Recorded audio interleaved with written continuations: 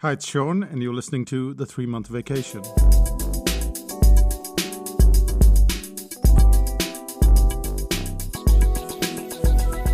Since last Friday, I've been doing something quite unusual. I've been standing in front of the mirror when I'm brushing my teeth. You'd say, well, that's not so unusual, is it? But I'm not standing on both legs, but on a single leg at a time. Now, why would I do that? The reason why I started to do this weird activity is because I watched a video about balance. It said that people start losing their balance around the age of 30. That took me by surprise. I always assumed that much older people lost their balance over time and then needed some kind of walker or walking stick to stay upright. It's fair enough to say that as you age, you're not going to have as many balance problems as most older people do. You've just got some information.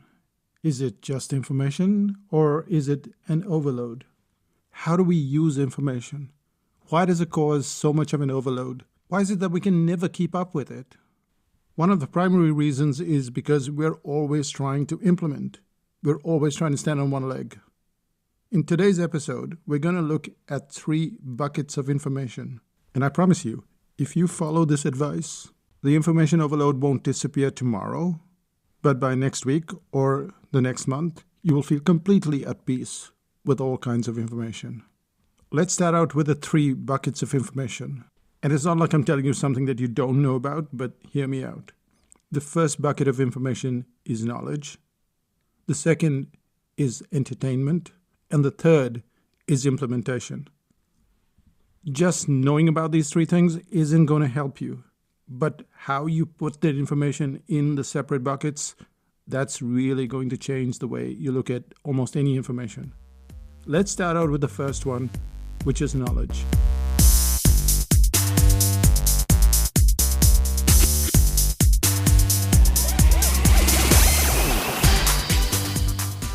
I was listening to an interview where singer-songwriter Paul McCartney was talking about how they came about the song Obladi Oblada. The Beatles were in Rishikesh, India, doing meditation with Maharishi. And then after meditation, they used to go to the clubs late at night, drink, dance, food. And it was on one of those nights in one of those clubs that Paul McCartney ran into this African guy.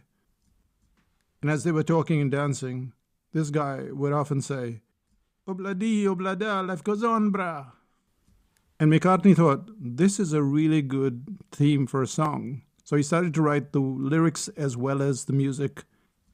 But that's when they got stuck.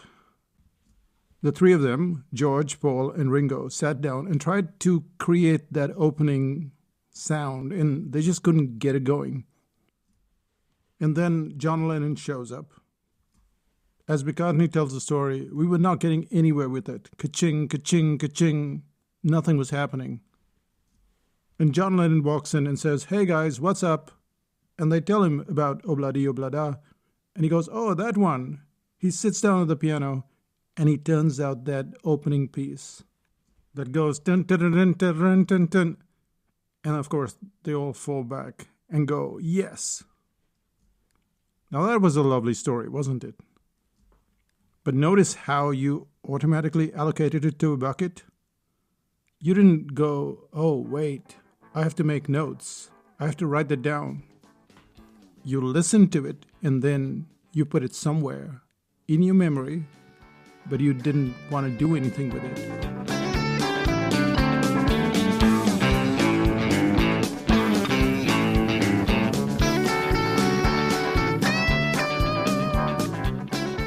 It's the same kind of thing that you do with the weather report.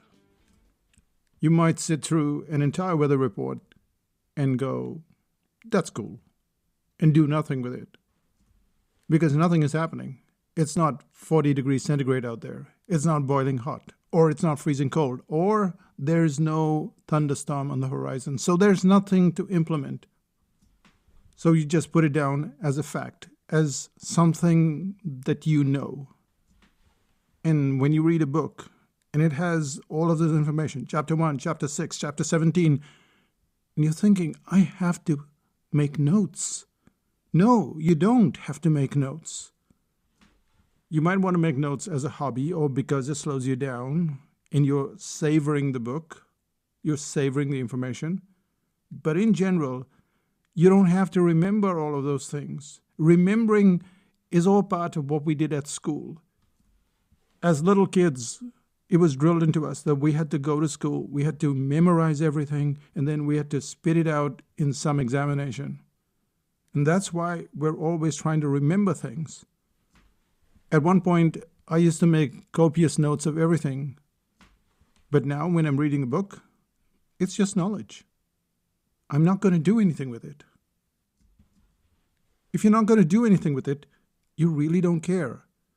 We get all kinds of information of this nature and probably go through thousands of pieces of data in every single month. Knowledge is just keeping you abreast of what's happening, things that you're doing right, possibly things you're doing wrong. You don't have to do anything with it. You just have to know that it's there. And that's the first bucket. And you already knew that. Most of the information that you and I have, we put in the bucket automatically. It's only when it pertains to our business that we think, oh, we somehow have to retain this information. And we don't. So that's the first step. Just put everything into the knowledge bucket.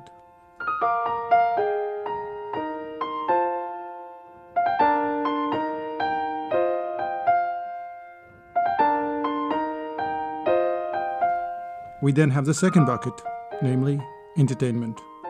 I don't have to tell you what to do with this. You watch Netflix, that's entertainment. You don't make any notes. You watch comedy on YouTube, that's entertainment. You read a novel, you hear a joke, that's all entertainment. You don't feel the need to file away everything in these 3-ring binders or in some massive cloud backup somewhere. You laugh, you entertain yourself, and you move on. And that's the simplest bucket of all, the entertainment bucket. So now we have 2 buckets, the knowledge bucket and the entertainment bucket. You know what's coming next, right? You do. It's the implementation bucket.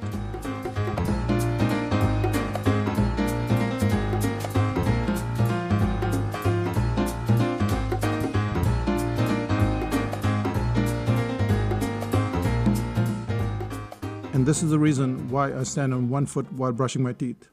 In fact, as I'm recording this podcast, I'm still standing on one foot. The video suggested that I put on my socks while standing on one foot. And while it's not a very complex activity, it's something that I could implement. If you were to treat all the information that you got in a day, a week, or a month, it could be like a pizza, and you'd have slices. And if you watch endless comedy like I do on YouTube, then one huge slice goes to entertainment. And since you're listening to this podcast, you're probably reading books, listening to audiobooks, which means you're getting a lot of information that you need for your life and your business. And you feel somehow that you have to sit down and you have to write it all down or somehow back it up. And you don't have to do that. Let me give you an example. About 10 years ago, I read a book which talked about onboarding. Onboarding is when someone joins your organization, and usually what happens is that they're given a desk, they're given a big folder, and they have to go through the information. And you would think that the opposite would happen. They would be given a warm welcome, they would be shown around the place in great detail, they would be made comfortable. That whole zone that they're entering would have been made into a safe zone. But that's not what happens in most places. That's not what happens on membership sites. And we have a membership site at 5000 BC. And as I read through this first chapter of the book, I had no idea what I was getting into. I got to page 15 or maybe page 20, and I realized I have to backtrack. I have to make notes.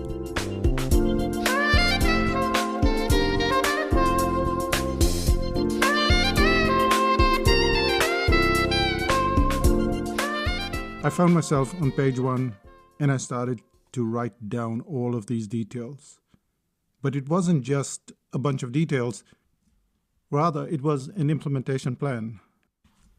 And guess what? It took us another 6 months before we could put in all of those emails, all of those steps, so that when someone joined 5000 BC, when they joined that membership site, they would feel comfortable, they would feel welcome, they would know what to do, they would have tiny little steps that they could take, and then not just join another membership site, but be part of the community, and in turn the community would rally around to help them settle in. That took a lot of time. Everything that you're making notes of is going to take you ages to implement. The problem is when you start reading or listening to something, you don't know what you're getting into. For instance, clients will buy a home study of the article writing course or the information products course, and almost instantly they will start making notes. And my advice to them is to treat it like knowledge, to go from one end to the other. In fact, to go from one end to the other at extremely high speed, so that you get to the end. The end is very important because it gives you that satisfaction of having completed something. And while you're zooming through that information, you can make little bookmarks. And those bookmarks will tell you where to go back. Those are the markers where your implementation is going to begin. In the article writing course, for instance, if you made some kind of bookmark at objections, you could probably implement that in a day, 2 days. If, on the other hand, you wanted to learn how to write the opening paragraph of an article, that might take you several weeks. Since each piece of implementation is not exactly the same, some pieces might take you weeks, months. Or if you just have to stand on your foot or put on your socks while standing on one foot, well, that just takes a few minutes.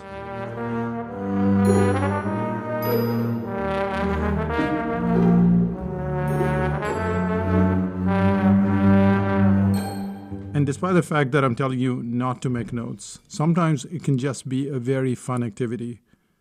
I will take my iPad and go to the cafe, or I'll take a diary and I have my fountain pen, and I'm listening to something. Maybe it's Michael Lewis talking about storytelling.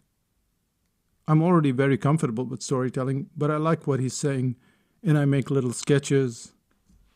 I'll write down little anecdotes. And it's a fun way. It's almost entertainment. It's when you have to remember everything or feel that you have to remember everything that it becomes overwhelming. You and I, we're never going to catch up with all the information that's out there. In fact, if we go back to when your grandparents lived, and if they stepped into a library, there was way more information than they could cope with going back 70, 80 years ago. There's absolutely no point in continuing to say this information is overwhelming. All you have to do is implement. How do you implement? One of the 3 buckets. Is it knowledge? Is it entertainment? Or is it implementation? The first 2 buckets are really easy. The last one, well, it's only a very small slice of that pizza. Probably 5% or even 2%. But make sure that you do implement that small amount, and you will see that things start to move at a very steady pace as you go through your life and your business. That's it from me. I'll say bye for now. Bye-bye.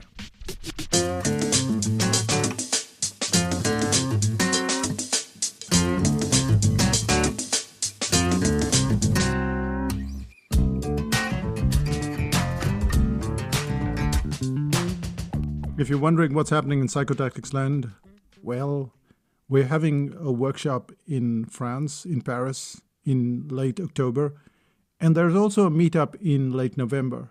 It's only June when I'm recording this podcast, and there are just 8 seats left on the meetup, which surprised us all because usually most of the seats go later as we approach the date. But hey, we're not complaining. The meetup is a lot of fun. If you ever want to speak to somebody who's come to a meetup, or you want to read the testimonials, you will be shocked at how much fun we have on a meetup. It's supposed to be for 3 hours, but it goes for much longer. In fact, you should plan for much longer because often we'll go to lunch or we'll do some other activity, And we've been known to go for quite a while. Of course, you can leave whenever you choose. And while I don't know what happens at other meetups, this is one of the most fun, informative meetups that you can get to. Plus, it's the people. The people that show up to these meetups, they're absolutely adorable. They're friendly and kind, and yeah, you'll find out for yourself. And there's also a strategy session that we're having in late October, and it's just for 6 people. We're going to spend 3 days with your strategy, work out how you need to go forward, how you need to get rid of lots of this noise that you're hearing all around you. How do you know what to pick, what not to pick? You want to work hard, you're willing to work hard, but there is so much information as we have dealt with this episode, and it's really hard to know which direction to go in. So we'll come up with a strategy for you and for the 5 others that will join you. It's 3 days. It's good fun, but mostly it will give you precise direction. To know more about this, email me at Sean@Psychotactics or Renuka@Psychotactics.com. And that brings us to the end of this podcast. Bye for now. Still listening? I told you the story about Obladi Oblada. Well, that story is directly linked to me as well. When I was a kid, I was very ill and I almost died. I had been ill for a month and a half. The song that I sang on a consistent basis while in the hospital was Obladi Oblada. And so for me, it's not just information. It's a big part of my memory. I will tell you that story someday soon, and we'll learn from it as well. We'll learn how to construct a story so that people are listening to it or reading it, and they just can't pull themselves away from that story. How do you tell that gripping story? Well, we've had enough storytelling episodes for now, so we'll just keep that until later. But for now, Obladi, Oblada, life goes on, brah. La la la la, life goes on. See you in 5000 BC. Bye-bye.